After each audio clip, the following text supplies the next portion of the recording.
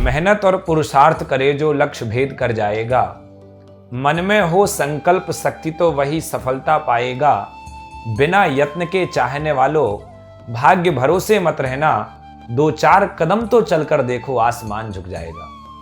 नमस्कार दोस्तों, जय जिनेंद्र, जय हिंद, जय भारत।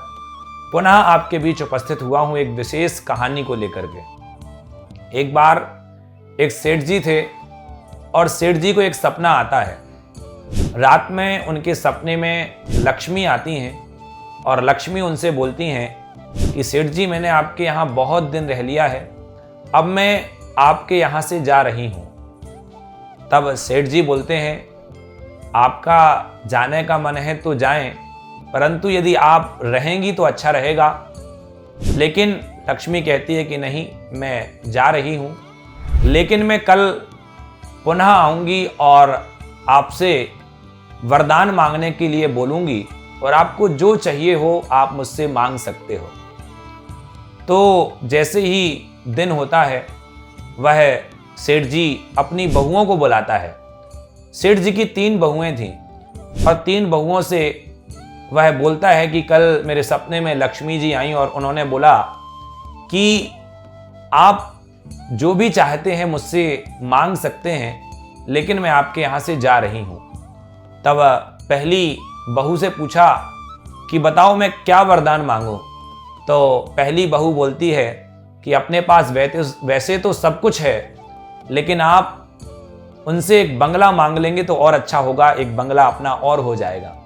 लेकिन सेठ जी को यह बात ज़्यादा अच्छी नहीं लगी। उन्होंने दूसरी बहू से पूछा कि बहू तुम बताओ कि मैं क्या वरदान मांगूं। तब वह दूसरी बहू बोलती है कि सेठ जी, पापा जी, ऐसा करिए कि आप एक कार मांग लीजिए, अच्छी वाली कार मांग लीजिए, क्योंकि लक्ष्मी तो जा रही है, लेकिन जाते जाते एक अच्छी कार आ जाएगी तो ज़्यादा अच्छा होगा। यह बात भी ज़्यादा अच्छी सेठ जी को नहीं लगी।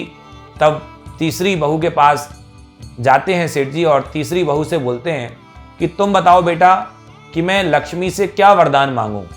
तब तीसरी बहू बहुत समझदार थी।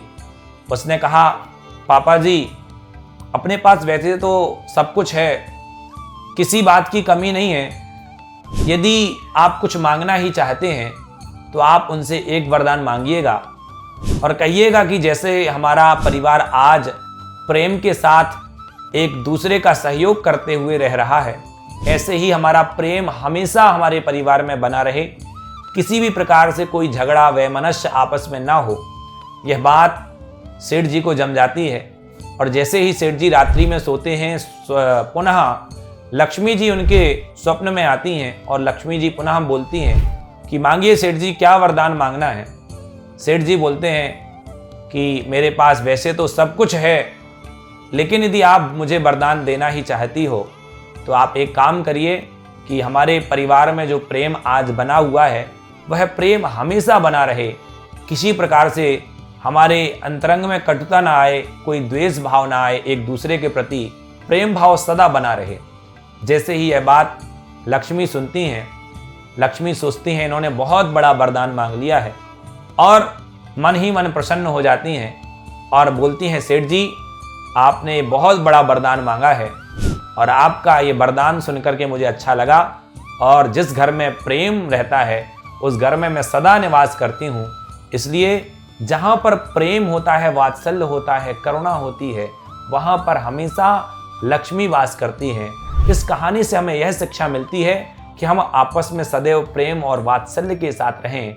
जहाँ प्रेम, वात्सल्य, करुणा, सहृदता हमेशा एक साथ रहती है, वहाँ पर हमेशा लक्ष्मी का निवास होता है।